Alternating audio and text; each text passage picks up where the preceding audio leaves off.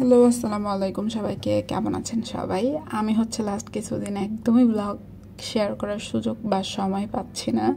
এখন ঈদ তো চলেই আসলো, এখন কিন্তু সবাই শপিং, কেনাকাটা, তারপর টেইলার্সের দৌড়াদৌড়ি নিয়ে অনেক বেশি ব্যস্ত। সেম আমিও তো এদিক সেদিক যাওয়া লাগতেছে, টেইলার্সের দোকানে ঘোরা লাগতেছে, মানে সব কিছু মিলে অলমোস্ট বিজি।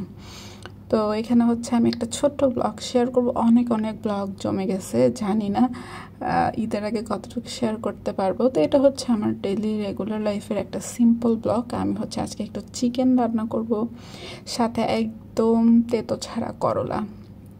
এখানে চিকেনটা আমি ফার্স্টে সুন্দর মতো ধুয়ে একটু মশলাপাতি দিয়ে ফ্রাই করে নিয়েছিলাম, আলুটাও সামান্য ফ্রাই করে নিয়েছি। দেন এটা একদম কষা কষা করে ভুনা করতেছি। মাঝে মাঝে কিন্তু একটু অন্যরকম করলে, রান্না করলে মানে একটু স্বাদের ডিফারেন্ট করলে ভালো লাগে, সবসময় তো একইভাবে রান্না করা হয়। তারপর এটা যেহেতু ব্রয়লার, আজকে ঐশী আসবে আমাদের বাসায়, আর সে যেহেতু একদমই পিওর ব্রয়লার লাভার, তার জন্য আমি ব্রয়লার রান্না করতেছি।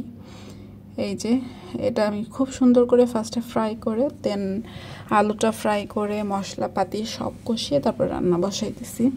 তো যাই হোক, এটা রান্না হতে হতে এখানে আমি অল্প নিচ্ছি, আর অন্যান্য কিছু রান্না করা হয়েছে। আর ওই পাশে করলা ভাজি করব। করলা ভাজিটা গরমের দিনে কিন্তু ভীষণ ভালো লাগে খেতে। করলা ভাজি, ঢেঁড়স ভাজি, একটু ভর্তা টর্তা, এছাড়া আসলে গরমের মধ্যে কিছুই ভালো লাগে না। তো এই যে এখানে আমি দুধ ভিজাইছি, এটা দিয়ে আজকে আমি দই বানাবো। তো ঘরে কিভাবে একদম পারফেক্ট সুন্দরভাবে দই বানানো যায় বা দই বসানো যায়, সেটা আজকে তোমাদের সাথে শেয়ার করবো। ওই পাশে আমি বুট সুন্দর মতো, মানে ছোলা বুট যেটা, সেটা সেদ্ধ বসাই দিছি। দুপুরের মধ্যে আসলে সব কাজ কমপ্লিট করার চেষ্টা করতেছে লাস্ট কিছুদিন ধরে। বাবার রান্নাঘরে যাওয়া তো খুবই কষ্টদায়ক হয়ে গেছে। আমার তো একবার জান বেরোয় যাইতেছে। এমনি গরম হলে এক কথা, কিন্তু রোজার সময় আসলে বিকাল বা দুপুরের সময় দুপুরের রান্না, মানে সেহেরির রান্না যারা বলে, বা ডিনারের একসাথেই তো করি। দেন আরও অন্যান্য ইফতারি সব কিছু একসাথে যখন দুপুরে চাপ পড়ে, তখন মনে হয় ভাই রুহুটা বেরোয় যাইতেছে, এই অবস্থা। যদিও আমাদের বাসা অনেক বেশি খোলামেলা, অনেক বাতাস টাতাস আসে, তারপরও খারাপ লাগে যেহেতু একদম কড়া রোদ। তো প্রথম 10-15 দিন কিন্তু ভালোই কাটলো আল্লাহর রহমতে, কিন্তু এখন তো গরমের দিন চলে আসছে, আসলে কিছু করার নাই। এটা তো প্রতি বছরই ফেস করা লাগে। প্রতি বছর তো একদম শুরু থেকেই প্রচুর গরম থাকে, খুব বাজে ওয়েদার থাকে। এবার তো আল্লাহ একটু রহমত করছিল। তো আমি কথা বলতে বলতে আসলে করলা ভাজি অত ডিটেলসে বলতে পারলাম না। আমি এই করলা ভাজিটা আমার আম্মুর থেকে শিখেছি। এটাতে একদমই তিতা হয় না, ভীষণ মজা লাগে খেতে। আর আরেকটা করলা ভাজি যেটা করে আমার আব্বু করে, ওইটা একদম তিতা হয় না, ওইটা একদম কাঁচা কাঁচা করে করা হয়, ওইটা খেতে আবার অন্যরকম টেস্ট।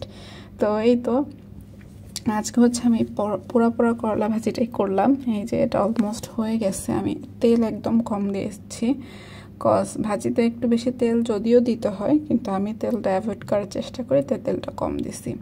দেন এখানে আমি রান্না করে সব কিছু পরিষ্কার করলাম। এখানে একটু আদা রসুন ফ্রোজেন করে, মানে কাটা কাটা রাখা ছিল, আমি ওটা ডিপের থেকে নামাইছি ব্লেন্ডার করার জন্য। এখানে বুটটা রান্না আমার অলমোস্ট কমপ্লিট। তারপরে এই যে ভাত রান্না করেছি, এটা সন্ধ্যার দিকে, যেহেতু এই ভাতই সেহেরিতে খাওয়া হবে, আমি একবারে বসাই দিই। তো আমাদের যেহেতু সিলিন্ডার, তাই একটু চেষ্টা করি গ্যাসটা একটু হিসাব করে খরচ করার, যদিও হয় না হিসাব করা।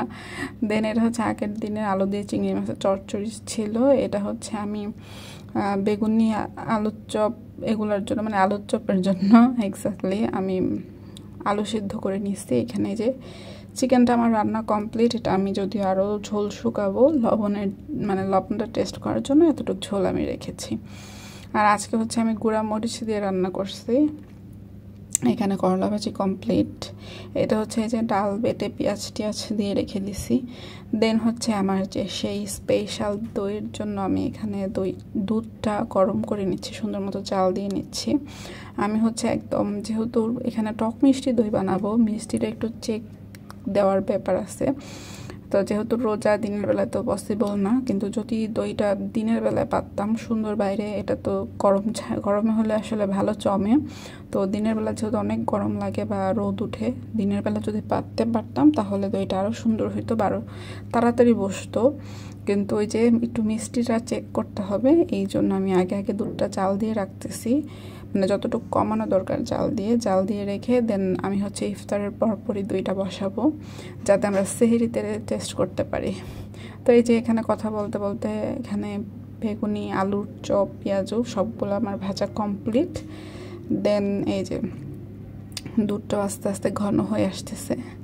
এটা খেতে এত মজা হয়েছিল, লাস্ট পর্যন্ত দেখাবো যে ফাইনাল হচ্ছে কেমন হয়েছে।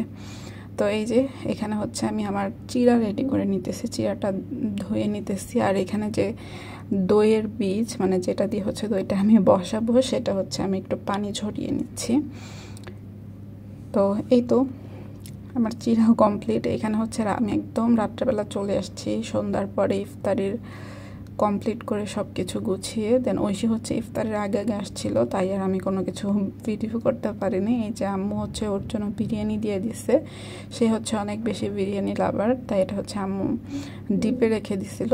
আসার পরে হচ্ছে আমি গরম করে দিতেছি, ও যাতে রাত্রে এসে খেতে পারে।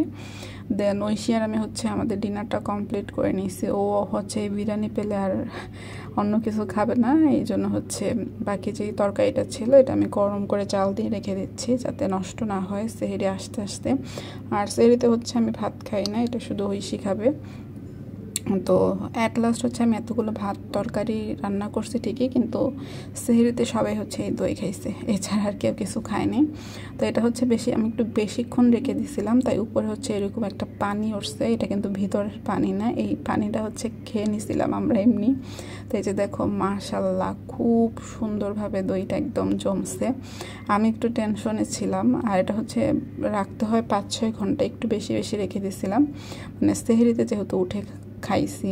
তো আমার হচ্ছে একটা ভুল হয়েছে, আমি ফ্রিজে রাখার দরকার ছিল, কিন্তু ওই যে ঘুমের প্যারেশানে আসলে আবার উঠবো, আবার ফ্রিজে রাখবো। তো এখানে হচ্ছে হাফ মতো আমাদের খাওয়া হয়েছে, দেন বাকিটা হচ্ছে আমি ফ্রিজে রাখছিলাম, ওইটা পরের দিন খেয়েছিলাম। ঠান্ডা দই খেতে তো আমার খুবই মজা লাগে।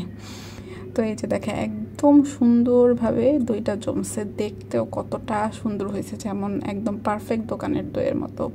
আর এটার মিষ্টিও ঠিক ছিল, টকও ঠিক ছিল, একদম পারফেক্ট একটা টক মিষ্টি দই। তো যারা হচ্ছে এই টক মিষ্টির দইটা পছন্দ করো আমাদের মতো, অবশ্যই বাসায় মাস্ট ট্রাই করবা। তো আজকের মতো ব্লগ এখানেই, সবাইকে আল্লাহ হাফেজ।